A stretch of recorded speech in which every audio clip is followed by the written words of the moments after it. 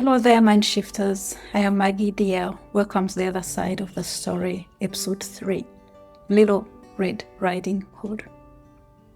He didn't stalk her. He lived there. Everyone knows the wolf was dangerous, cunning, predatory, not to be trusted. He stalked the little girl through the woods, deceived a grandmother, and had to be destroyed before he could cause any more damage. That's the story we were told, but let me ask you something. What if the wolf could tell his side? Because here is what the story quietly skips over. The woods were his home, not a backdrop, not a setting, not a dark, dangerous place that needed taming, his home. And one day, a small girl in a red hood walked straight through it, alone and hurried, talking to strangers without fear, him included. He was curious, genuinely curious. He'd never seen anything quite like her. So he asked where she was going. That's all. He asked. And somehow, that single question from a creature who looked like him, who lived like him, who moved through the world differently from everyone else, became the beginning of a story about danger and darkness and predation. Nobody stopped to ask why the woods were considered threatening simply because he lived there. Nobody questioned why his curiosity was immediately read as malice. Nobody wondered what it meant that the moment he opened his mouth, the story had already decided what he was. He was wild, he was other. He didn't walk the path everyone else walked.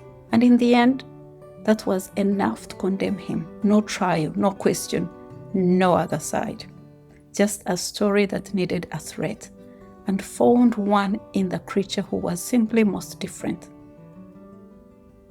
Now, let's turn the lens, because this isn't really about a wolf in the woods.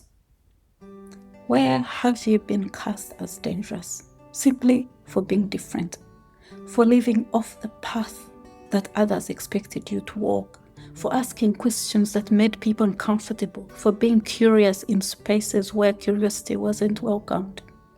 Where has your difference been read as a threat? Not because you caused harm, but because you didn't fit the story someone else was telling. And the harder question, where have you done this to someone else? Decided someone was unsafe, not from evidence, but from instinct shaped by a story you inherited, a story that was never yours to begin with. This is a work at Mindshift tool too, because most of the stories we live by, we didn't write. We inherited them from our culture, from family, from fairy tales told to us before we were old enough to question them.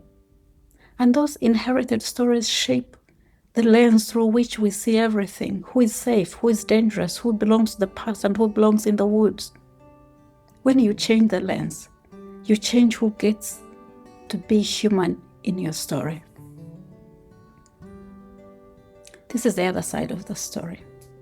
Next week, we're meeting a strange little man who kept every promise he ever made and was punished for it. If this once stirred something in you, sit with it and share with someone who needs permission to be different. See you in the next one. I hope you had as much fun watching this as I had making it. If you did, please consider subscribing to the channel. It really helps me out and allows me to keep creating great videos for you.